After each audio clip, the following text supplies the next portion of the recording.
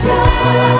Unapofika taabuni, uisome Biblia, utapokea nguvu mpya toka juu mbinguni. Kweli utapata suluhisho kwa yote yanayokusumbua. Usizarau kitabu hiki, kuna maneno mengi ya faraja. Barua hiyo ni Biblia, Biblia takatifu, imeandikwa kwa ajili yetu, itufundishe na kuomba. Nenda na Biblia wenzangu, dumu na kitabu hiki, utafarijika katika maisha yako yote.